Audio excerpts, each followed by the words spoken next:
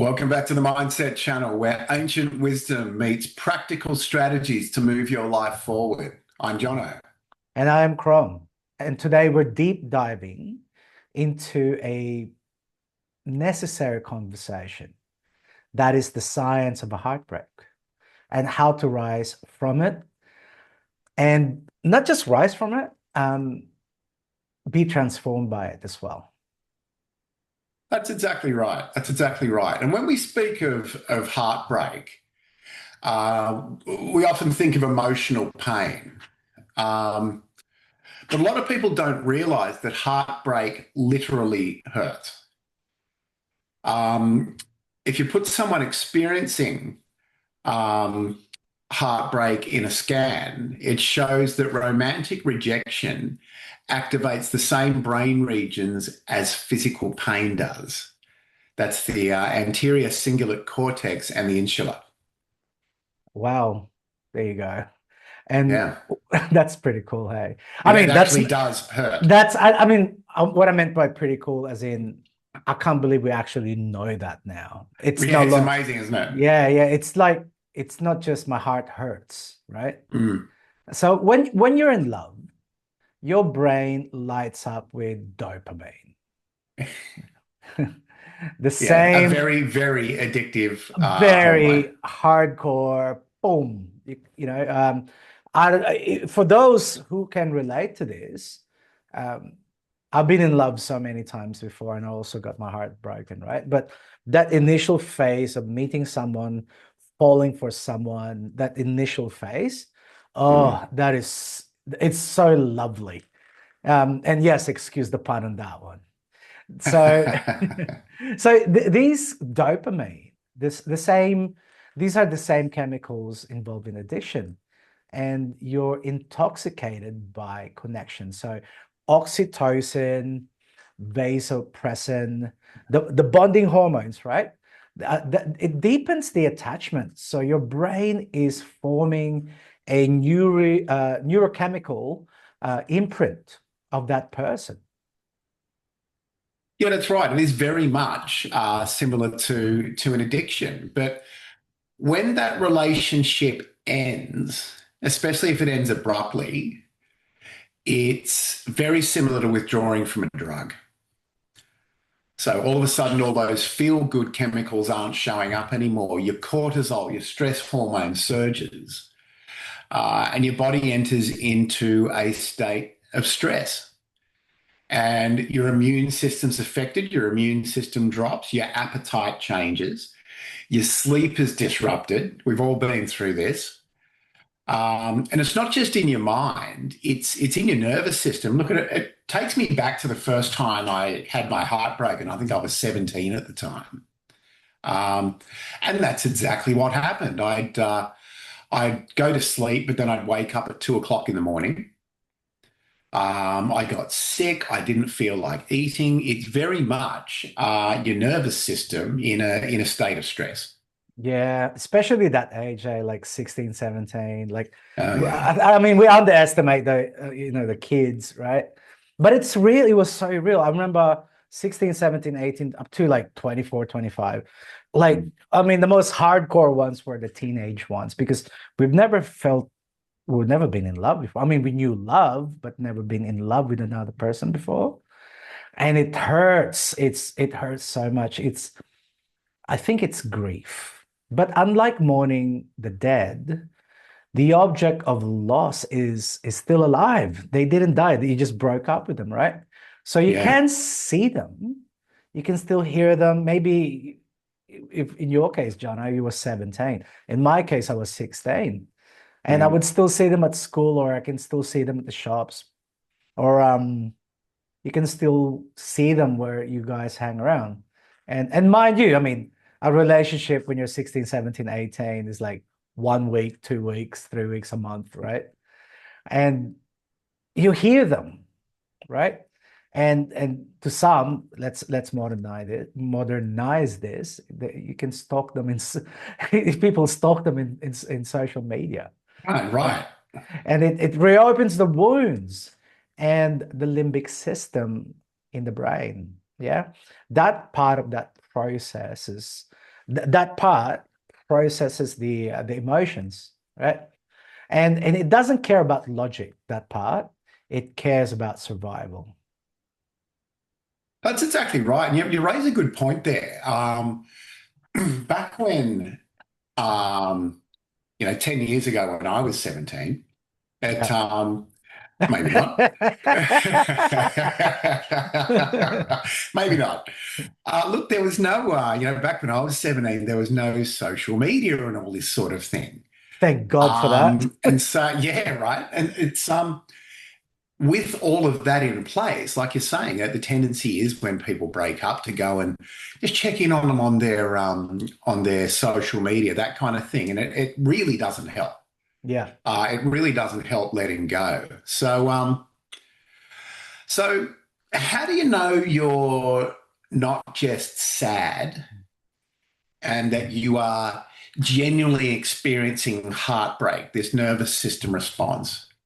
You may feel a heavy chest, yeah, and we call it a heartache, right? Mm, Isn't that? I think that's so poetic, a heartache, right? And it's real. Obsessive thoughts about them, right? yeah, that's it. It's not just poetic, it's real. It's real. Loss of purpose and direction. You know how many times I heard this in a movie? I don't know if I can live without you. That kind of, Mm, we hear that in music, right? Compulsive checking, rereading love letters, maybe in today's age, text messages, right? mm, And looping fantasies, yeah. right? And even guilt, I would say, and self-blame. Yeah, that's a key thing for a lot of people. And also just the ongoing obsessive thoughts. When you have been in love with someone, when it ends, they tend to take up a disproportionate amount of real estate in your mind. Yeah. And if you find yourself rewriting the past, minimizing the pain or romanticizing it, that's another signal. All right. Your psyche is trying to resolve what it can't accept. And it's doing that by, we all do that. Oh, maybe it wasn't that good a relationship anyway, that kind of thing. Did you know what you just did there? It's called a sour grape. A sour grape. Yeah. So Is you know that is what? that a sour grape, is it? Yeah. So the metaphor of the sour grape is apparently there was a fox who was trying to reach for grapes, and because it was so short and the grapes were so high, it kept on jumping and it couldn't reach it. So the fox goes, bugger it. It's probably sour anyway. Huh? Is that where that came from? Yeah. Wow, I didn't know. There you go. There you go. So that's called sour grape. So you justify it like, you know what, it wasn't worth it in the beginning. Then you start finding reasons why you broke up. I also think there's a big difference between breaking with someone up, yeah, and being dumped. Yeah. Oh yeah, So absolutely. so being dumped, I know that's a horrible. I wish I have a better term for that. Like, yeah, being dumped. Yeah. So somebody Yeah. broke up with you, right? That's the case. Personally, I was terrible with breaking up with people. Mm, So I just stopped caring. And then mm, the other person saves face and breaks up with me. mm. So I don't know why I said that, but yeah, there you go. That's what I did. Yeah. Yeah. Yeah, it So happens a lot. That exact same thing happens a lot. yeah. Across time though, heartbreak has been seen not as a curse, but as a rite of passage. Yeah. And I really believe this, that is the price of love is grief, Yeah. right? I Yeah, really that's very true. I went through this a lot. I went through this recently, right? But let's scroll back and go to the Bhagavad Gita, right? So Bhagavad Gita is an old book from India. Steve Jobs, uh, this is Steve Jobs' most gifted book, right? Mm. So Arjuna's in the Bhagavad Gita, Arjuna's despair is not weakness. It is the thing that awakens his true path, right? Mm. In Stoicism, so Epictetus, um, Epictetus is not Marcus Aurelius, right? Yeah. He's actually, I believe he was a slave, Was he but really? yeah, I believe he was a teacher. Um, he was a slave, and I believe he was a teacher, a philosopher's slave. So he wasn't treated like go and go to the mines or something like that. But it was a war or something like that, and he was hired, and he taught Stoicism. So that's why Epictetus, or in Latin you say Epictetus, right? So I'm swinging between those two pronunciations. So let's say it in English, in English accent. So Epictetus and Marcus Aurelius are the biggest guns with Stoicism. One Right. is a emperor, the most powerful, richest person at the time, and the other one is a slave, right? So it's a nice way of doing it. I just made sure that before I open my mouth, guys, I want to make sure that I was saying the right thing. So Epictetus was a Greek Stoic philosopher, right? And he was born into slavery. Yeah. Right. And yeah, so oh, there you go. I was accurate. He was a slave, and but an amazing guy nonetheless. Isn't that fascinating that the two sort of big guns of Stoicism Yeah, are an emperor yeah, and a slave? And there's this, I yes, can't help but think of that the symbol for yin and yang. yes. When I think about that, there's immediately when we spoke about that, that symbol popped into my mind just for balance. And that's what I like about the story of Epictetus and Marcus Aurelius. Mm. You know when something a school of thought is effective, right? When it passes multiple levels of tests. Right. For example, Stoicism, yeah, that could work for a Roman emperor. Oh, it actually can work for a slave as well, right? Mm. One of like for example, a lot of teachings of Jesus, right? If it's you can test it in science, the same teaching. For example, who has none, more will be taken, and who has more will be given, right? So you can apply that to biology. The more you use your muscles, the stronger your muscles will become, Yeah. right? You can also apply that in economics. The less money you have, the more you will struggle, and the richer you are, the easier it is to grow your money. Yeah. Yeah.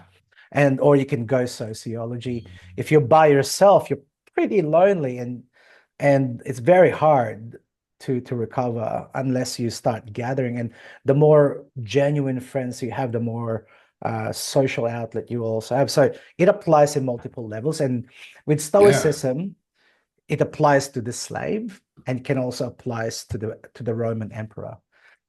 And this is the thing about what Epictetus actually said. You are disturbed not by events, but by your opinion of your events. Right? Right. So Yeah. the response to the event. I mean, he said it in Latin, maybe Mm. Greek, but it's about your opinion, your response, or how you view them. Yeah. So Yeah. heartbreak is a test of perception. Okay, got it. I think in Gnostic and Hermetic traditions, love lost is considered more like a mirror. Mm. It's showing us not what they were, but what we projected. And the lesson isn't about them, it's about retrieving the part of ourselves we gave away. I just, I might just say that again, because I find this this really hit me when I first read it. Mm. Um, so, the lesson isn't about the person you're breaking up with. It's about retrieving the part of ourselves that we gave away. Wow. So, hey guys, in case you're wondering, sometimes we say things in the show that I get stunned what Jono says, Mm, and Jono gets stunned what I say. We have a break. This is what I love about this conversation. Hey, yeah. so Yeah, when I read this initially, mm. doing a bit of research, I came across that and it was one of those whoa sort of So moments. it's Yeah. retrieving the part of ourselves that we gave away. Maybe that's one of the reasons there's a lot of, I guess, self-pity there, because you gave your heart and now you got thrown back, right? You Yeah. know, that's very George Michael, you know what I mean? Like Yeah. you know, last Yeah. Christmas, I gave him my heart, and I very, To quote another famous philosopher. yeah, another famous philosopher. That's it. Yeah. Well, how about this one? Even the Egyptians, right? The myth of Isis and Osiris. So Isis and Osiris are husband and wives, right? And there was the god of the desert came in and killed Osiris, right? And brutally, he chopped Osiris in small pieces and threw them in every dimensions and every levels Oops. of reality and the world, right? So Isis needed to find all these parts and put Osiris back together. So that's the myth on that one. Mm. So so that's the Isis and Osiris. Okay, so Isis reassembles the when Osiris got broken apart and chopped into small pieces. I know that's brutal, but Mhm. that's the story. So when Isis reassembles the broken parts of her love, Osiris, it is a symbol of transformation. Ah, So you rebuild not just what you lost, but what can become. And I just want to add a little thing here, right? So when Isis put Osiris together, right? Isis needed Thoth or Jehuti's help to magically put him together, right? yeah. Because back then even gods die. They Right, die. right. Yeah, back then, like yeah. But they're immortal, but when they die, it's really dead, right? Yeah. So Isis managed to put all the body parts together except for his manhood. Is that love Because the pause there, mate? yeah, they couldn't find it. So and then Isis had a kid with Osiris later. And that's why and the son of Isis and Osiris is Horus, right? Also known to the Egyptians or in Coptic as Kru, right? Kru. And that's why Kru was known as an immaculate conception. Oh, wow. Yeah, because there's how did that happen, right? So it was the magic or the energy of Osiris doing that. So after he was taken apart, he was rebuilt and and Osiris became something else. Wow. Wow. When you talk about heartbreak, and this refers back to something I do in my clinic quite a bit. I'm often dealing with people that have just come out of um, not fantastic relationships. Yeah. Now, when you go through the conversations with some of these people, and quite often the people that are in the worst kind of place, um, you discover that potentially the person that they have just split with was a narcissist, and we'll probably do a completely separate episode on this at some point. Now, the term narcissist is thrown around way too much these days.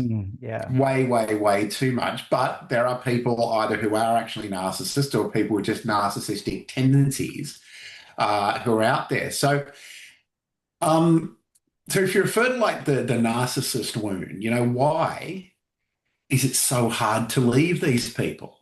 Mm. All right. So let's talk about that word itself. What is a narcissist? Yeah, I'll give, do you know the mythology where that came from? I do not. Okay, so there was a bloke called Narcissus, right? And he was the most good-looking guy in the world, Right. right? And I think the gods or the goddesses didn't try to hit on him, yeah? And he said, "No, I'm more beautiful than you." Imagine that. Imagine that. I'm more beautiful than you. Imagine that. So one of the goddesses uh, uh, led him to a pond, right? And the pond has this crystal clear water, yeah? And he saw his reflection. And since then, he could not take his eyes off that reflection, yeah? So Wow. if someone's narcissistic, right, that means they display that they have this image of what they should be. Yeah. Now, one of the challenges there is one of the stories after that happened is the wind or the air blew a little bit and it created ripples on the reflection, and Narcissus got mad at the wind. Yeah. Wow. So yeah, so that's where it came from. So Fascinating. yeah, yes. So not everyone who hurts you is a narcissist, but true narcissists, those with narcissistic personality disorder, they do lack empathy and they manipulate emotions and create trauma bonds. These are the cycles of idealization, devaluation, and discard. Yeah. Yeah, and essentially what happens, you become addicted to who they were in the beginning. You become addicted to the charm, the love bombing. And when they pull away, we're talking about the addictive nature of being in love. You go back and you chase the high. Mm. And this creates, an amount of cognitive dissonance. It's that thought of, how can someone who once loved me treat me this way? Breaking free from a narcissist often means confronting your deepest wounds, Mm. abandonment, unworthiness, shame. That's why leaving can feel like losing a part of yourself. And that's the thing when you're dealing with people with these narcissistic tendencies. People, they're very good at making their partner feel like it's all their fault. Yeah. And so, yeah, I typically find people who are in this real low space and place of self-blame. And as we go through the conversation of what actually happened and how the relationship fell apart, it's in no way their fault. Mm. So let's talk about the path to recovery. Yeah. And that's essentially where the rubber hits the road here. Yeah. Um, so, like, how do we heal? Yeah. Okay. If you're listening to this right now, chances are you've felt the sting. Maybe you're still in it, right? Like the heartbreak. Mm. But what if, just what if this wasn't the end of your story, but the initiation of your next chapter, right? So let's walk the path together. Create distance. Not just space. I'm talking about unfollow, block, don't check them. This isn't cruelty, it's clarity. Yeah, your nervous system needs time to recalibrate. Yeah. That's exactly right. And that's what we were talking about a little earlier there as well. The problem these days is people have a breakup and there's all this social media. There's Yeah, their yeah. entire history of a relationship is still there That's it. for them and anyone who's, associated with you to be able to see. And so if people go back and check this sort of thing, the nervous system can't go about recalibrating. No. Remember in high school before social media, Jono, I'm pretty sure we're pretty much the same age, right? I Mm. mean, our worst fear is running into them in a shopping center or in a party. Yeah, or you're That's it. maybe going to the same place they went to on a Saturday night. Yeah. So that's You the know, the only time that you can really see them, right? Accidentally. Okay. So the other one is feel it. To you need to feel it to free it, right? Don't bypass grief. Yeah.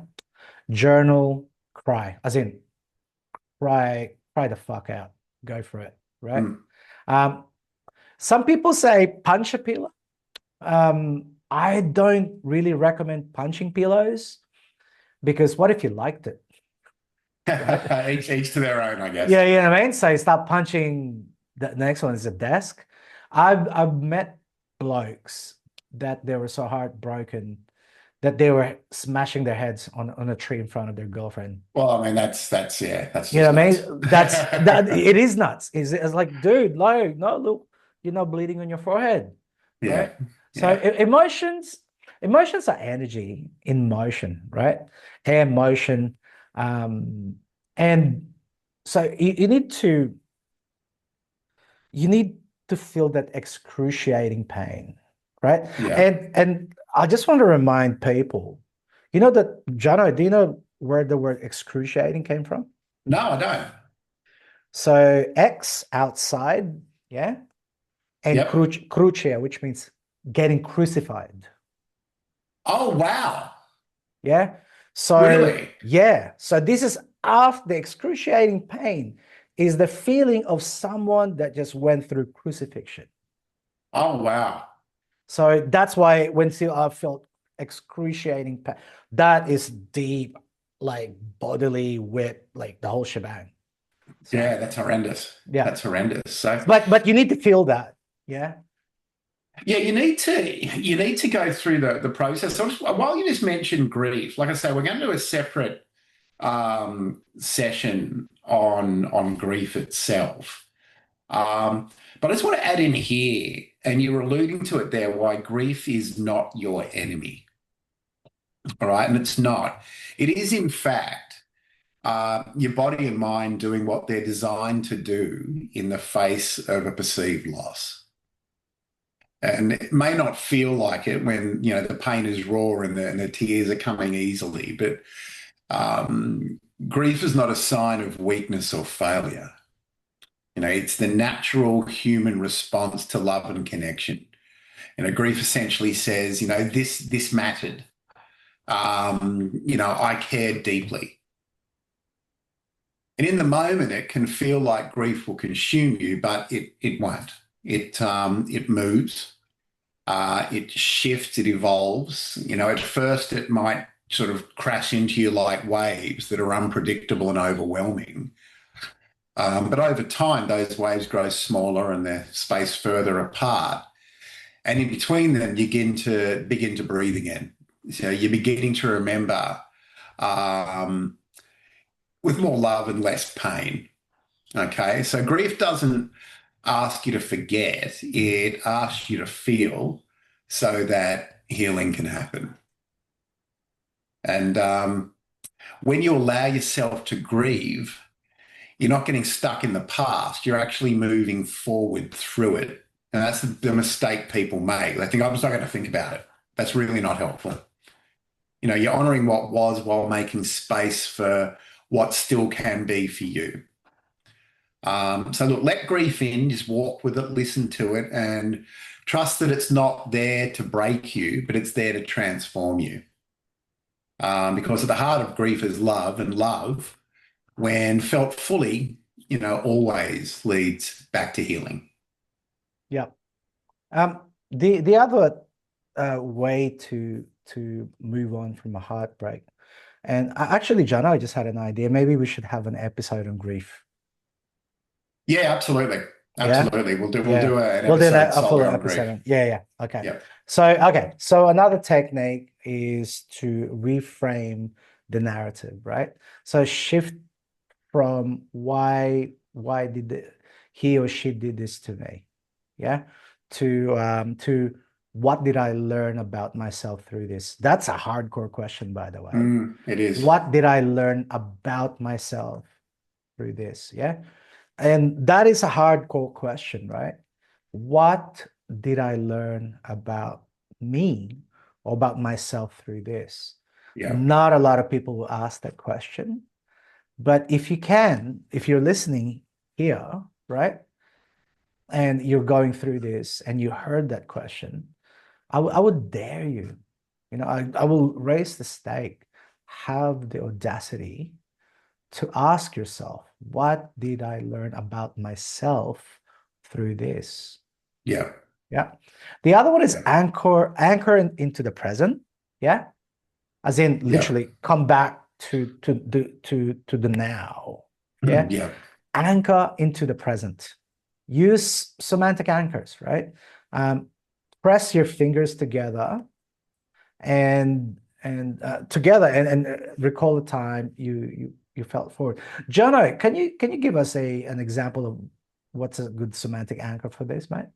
Yeah, you were very much on the path of it there, but essentially what you do, and I teach everyone that I work with, I teach anchors too, and you can have verbal anchors, you can have auditory anchors, and you can have somatic anchors like this. So, what I often do is I run people through a technique. Um, which there's a bit more to it than this, but I'll give you the very brief rundown. So when your brain naturally forms anchors all the time, when you hear a song on the radio and it takes you back to a memory years ago, right? And in that moment, you're there in that memory, and you get that emotional rush, like, you're there. Okay, that's an auditory anchor. That's a natural connection that your mind makes. Now, what I get people to do is we go through a process, which is a visual. I do it within a hypnotherapy session. It's a visual process whereby I get people to recall very positive, very calm memories, memories that portray the resource state that they're after to help them, whatever that resource state that's required is. Um, and as you do that, you then tap into those emotions attached to that state. When you tap into those emotions, you utilize an anchor, something like getting your thumb and pressing it against the second knuckle down on your middle finger, something like that, because they don't come into contact like that. It's unique. All right. Yeah, yeah. And then when you repeat using this anchor after you've done that a few times, your mind actually picks up what the connection is. And so when you use that anchor, it's just like when you hear that song on the radio, you get that rush of just better hormones coming out of you, being delivered by your brain essentially. So you're training your body to feel peace of mind and command, really. Yeah. Yeah, essentially you're tapping into a resource state on command, Yeah. on demand. Yeah. Another technique that I like using is, which is very hard to do as well, because especially if you're still in a heartbreak, maybe when the grief and of the heartbreak is tapering off, or and you need to find direction again, because after all, somebody took the carpet under you, and you probably don't know up, down, left, and right, or which direction you're facing in. Yeah. So you want to visualize the rebirth of your future self, right? Mm. Uh, let's start short, like in a year, or even shorter, in 6 months, and then bounce off in the future and go 5 years from now. How do you look like, right? I like what I usually imagine with this is, how do I appear, or how can I, what do I look like, a week after I got over the heartbreak? Yeah. So I visualize that. So I'm still, it's a week after I got over the heartbreak, after I healed, and I can see another person. The only problem with that is, especially you ladies, yeah, it happens. You're more prone to this than the men. And that is, it becomes an ego inflation, right? I'll give you an example. A lot of the girls that says to me, you know what, I can see myself becoming this super strong girl. That's good. Yeah. I'm going to have short hair and I'm going to lose 10 pounds. I'm going, whoa, whoa, whoa. You're going to lose 10 pounds and you're going to have short hair. So you're going to cut your hair and you're not going to eat? No, Yeah. like, so, Yeah. you know what I mean? So that could be an ego inflation, because what happens is, what if you don't lose weight? Doesn't mean you don't move on, right? Yeah. So the future self is more of a qualitative visualization of yourself rather than a quantitative um, visualization of yourself. So yeah, so ask yourself, what, after you visualize that, let's say you visualize your qualitative version of yourself, ask that person, right? What did they do to get there or get Mm. here, if you're gonna pull it back at you, right? And journal that response. Yeah, that speaks very much to, what we in psychotherapy refer to as future pacing. Yeah, Getting someone to, and the idea of that is to get people thinking beyond where they currently are, because people get stuck and, the unconscious thought is, this heartbreaking state is my new reality. This is just how it is now. So it's important to get the mind to focus on, some time in the future. All right.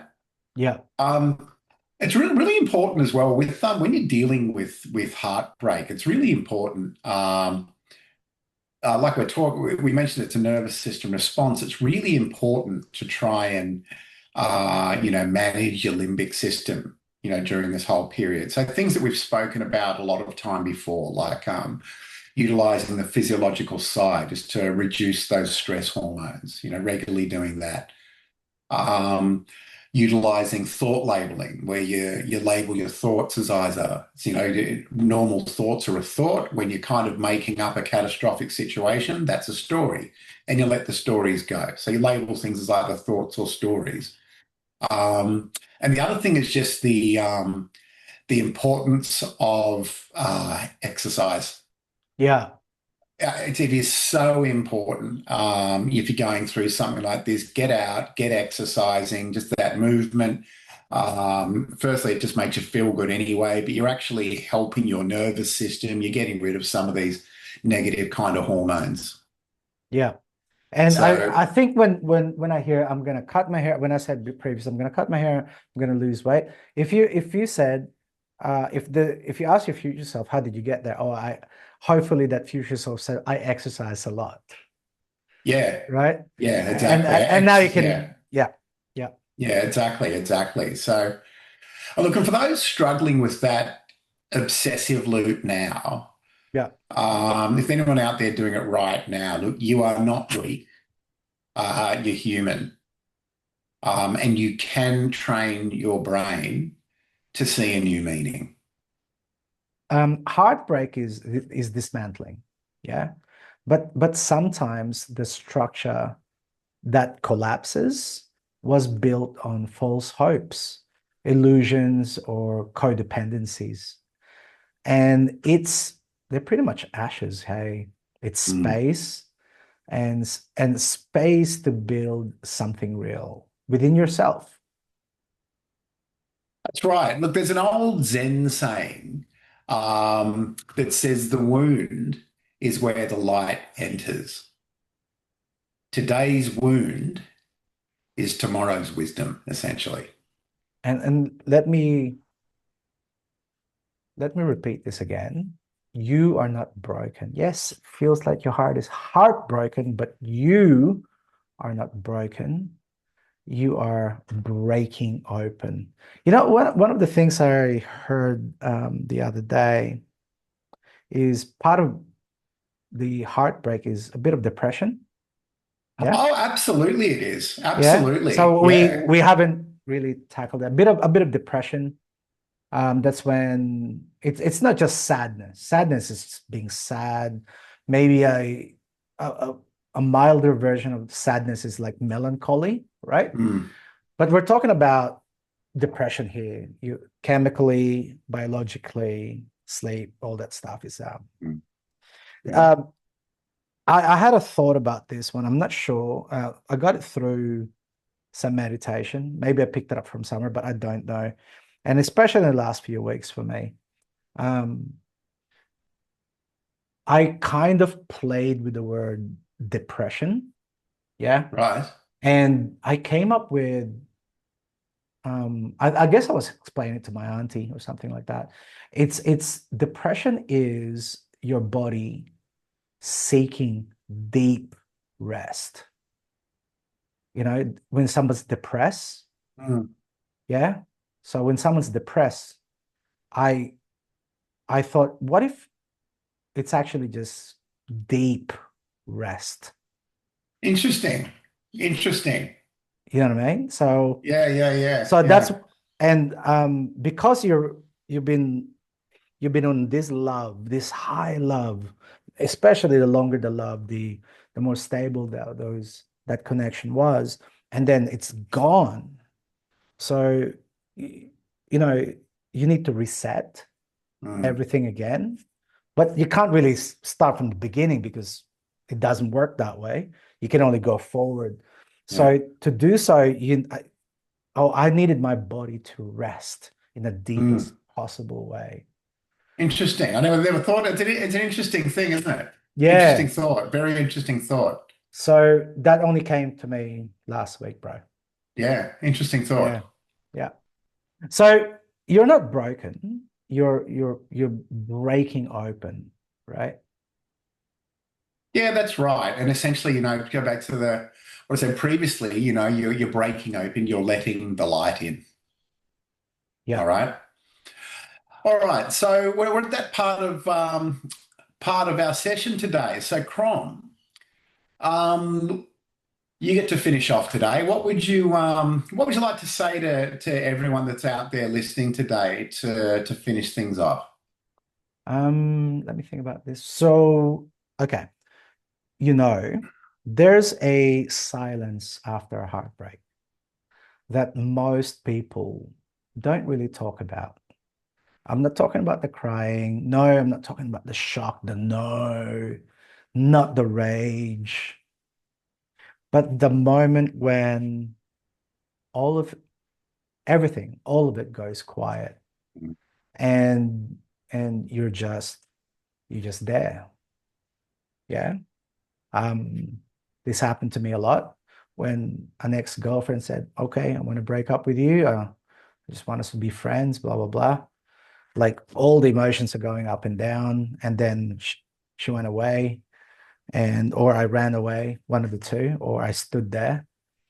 And when it's just quiet, it's just me. And I guess you who's listening to this is just you there, right? Alone, standing, sitting perhaps in the ruins of a life that used used to include someone else. Yeah. But you ask yourself, now what? Or if you reverse that, which makes it immediate, what now? Right? And that is the turning point. Because I think this is the truth underneath that, right? Heartbreak doesn't just break your heart, it breaks your identity. And the we becomes me again. The future you imagine, the future you imagine together, the plans you made just evaporates suddenly. It's gone. And you are face you're there again to face yourself alone. Okay. No distractions, no more projections, just you. And this is where the ancient ones whispered their wisdoms. Yeah. In the silence, in the stillness, where the soul begins to speak. Yeah. You see, heartbreak is not just a loss. It's a portal, it's a gate. Yeah. A descent into the underworld of your unconscious psyche, right? And like all the great myths, right? Like Inanna, like Orpheus, even the phoenix, the fiery phoenix, yeah. You do not descend to stay broken. You descend to retrieve something, the part of you that you forgot, yeah. The strength you bury, the clarity that pain revealed, yeah. So if you're there now, like right now, in this heartache, in this ache, in this excruciating pain, in the silence, I want you to know this. You are not alone. You are not weak. And this moment is not the end. Is this moment too shall pass, like everything else in life. Yeah. It's a forge and you are being remade. Your next love will not come to complete you. That's please don't imagine that, right? Or don't even think about that because you will have already done that, right? They will arrive not to rescue you, but to witness who you became after this fire. So breathe deeply, let the past, let it go, let it fall away. Let all debts be forgiven. What do I mean by that? Like, hey, you owe me this, you owe me that. Yeah. Let that go as well. And take the first step forward. Yeah. Not as a broken person, but as the one who stepped forward and rose up. You are the medicine you've been waiting for, and your heart is learning how to beat for you again. So until next time, stand tall, walk slow, and rise with honor. Thank you for being with us here at the Mindset Channel. If you found this episode useful, like, share, subscribe to the channel and click on the bell icon so you'll be notified when there's the new episode comes out. Once again, this is Chrome. And this is Jono. Thanks for joining us again on The Mindset, and we'll see you next week. Thank you. Bye for now. Bye bye.